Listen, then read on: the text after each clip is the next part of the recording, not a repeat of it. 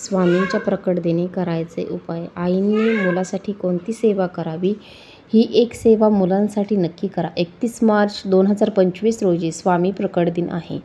हा फक्त प्रकटदिन किंवा एक सण नसून लेकरांसाठी विशेष कृपा मिळवायची असेल, लेकरांच्या उज्ज्वल भविष्यासाठी काहीतरी चांगलं करण्याची संधी मिळते आहे. कारण श्री स्वामी समर्थ म्हणतात, आईच्या भक्तीमध्ये लेकराचे सर्व संकट दूर होते. म्हणून स्वामी प्रकट दिवशी मुलांसाठी कोणती सेवा करायची आहे? तर ही सेवा एक नक्की करा. स्वामींच्या पादुका जर घरात असतील तर गाईचे दूध, अष्टगंध, गुलाबाचे अत्तर यांनी स्वामींच्या पादुकांची पूजा करावी. जर या पादुका घरात नसतील तर स्वामींच्या मूर्तीसमोर किंवा फोटोसमोर एखादी सुपारी ठेवावी आणि त्या सुपारीला पादुका समजून त्या सुपारीची पूजा करावी. केशरयुक्त नैवेद्य स्वामींना अर्पण करावा. याचबरोबर कमीत कमी 11 दिवस स्वामीचरित्र सारामृत हा ग्रंथ वाचावा.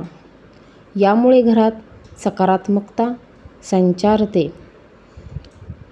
रोज किमान 108 वेळा श्री स्वामी समर्थ या मंत्राचा जाप करावा. यामुळे लेकरांवर कोणताही वाईट प्रभाव राहत नाही. मुलांसमोर मोठ्याने वाचन केल्यास मुलांवरही चांगला प्रभाव पडतो. नैवेद्य दाखवून झाल्यावर घरातील सगळ्यांना प्रसाद म्हणून द्यावा. शक्य असल्यास लहान मुलांना स्वामींच्या प्रसादाचा पहिला घास द्यावा.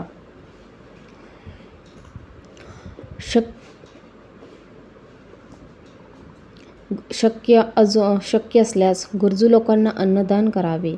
जर मुले सतत आजारी पडत असतील, अभ्यासात लक्ष लागत नसेल तर वारंवार आजारी पडत असतील, एक ग्लास पाणी भरून त्यावर हात ठेवून 108 वेळा श्री स्वामी समर्थ या मंत्राचा जप करावा आणि नंतर ते पाणी घेऊन मुलांच्या डोक्यावरती शिंपडावे.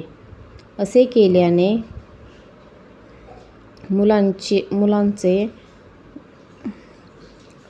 मुलांची चिडचिड कमी होते, आजारी पण दूर होते. मुलांच्या नावाने एक सुपारी स्वामींना वाहावी आणि तीच सुपारी रात्री झोपताना त्यांच्या उशीखाली ठेवावी.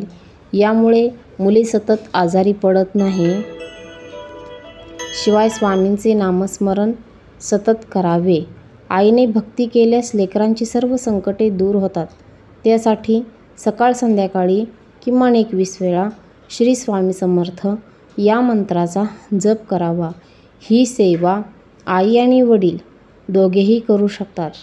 फक्त आईनेच करावे असे काही नाही, वडील देखील करू शकतात.